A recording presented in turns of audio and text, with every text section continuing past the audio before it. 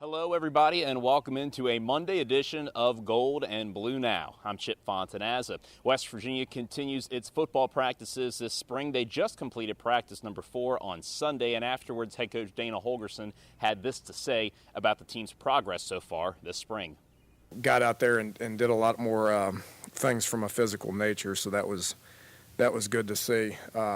Probably had about a dozen recruits in today, which getting guys to come in to watch practice is something that we're emphasizing, as everybody across the country is. But had a real good turnout as far as a bunch of good quality guys coming in to watch and practice. And, like I said, met for 2 hours and then went out there and got a lot of snaps in for a couple of hours. So was pleased with how it went, but overall, have been pleased with the effort that these guys have been given. And the Mountaineers will hold practice number 5 on Tuesday. And, of course, you can find complete coverage right here at WVMetronews.com. You can also watch Dana Holgorsen's complete press conference from Sunday. Moving on from football to basketball, the season is now over for West Virginia after losing to Gonzaga in the first round of this year's NCAA Tournament. West Virginia will lose 3 players from this year's team heading into next year: Kevin Jones, Truck Bryant,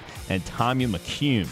Kevin Jones finished his career as one of 3 players to score over 1,000 points and grab over 1,000 rebounds in his career at WVU. The only 2 others were Jerry West and Ward Baker. He also led the Big East in both scoring and rebounding this season, and he is only the 3rd player in Big East Conference history to accomplish that, and he finishes 5th on WVU's all-time scoring list with 1,822 points. He also played an integral part in West Virginia's Final Four run during his sophomore season. Jones will go down as one of the top big men in Mountaineer history. Fellow senior and Jones's best friend Truck Bryant leaves WVU as the Mountaineers' 14th all-time leading scorer with over 1,500 points. Truck has been named a 3rd-team All-Big East selection in his final season at WVU and was the 2nd leading scorer on West Virginia's squad this past season, averaging 16.9 points per game. Tanya McCune was a freshman on last year's squad, and he has already left the team. He was rated as one of WVU's top recruits coming into the season by both Scout and Rivals. He played in only 13 games and averaged under 1 point and 1 rebound per game. And the 3 players to replace them on next year's roster will be forward Elijah Macon from Huntington Prep.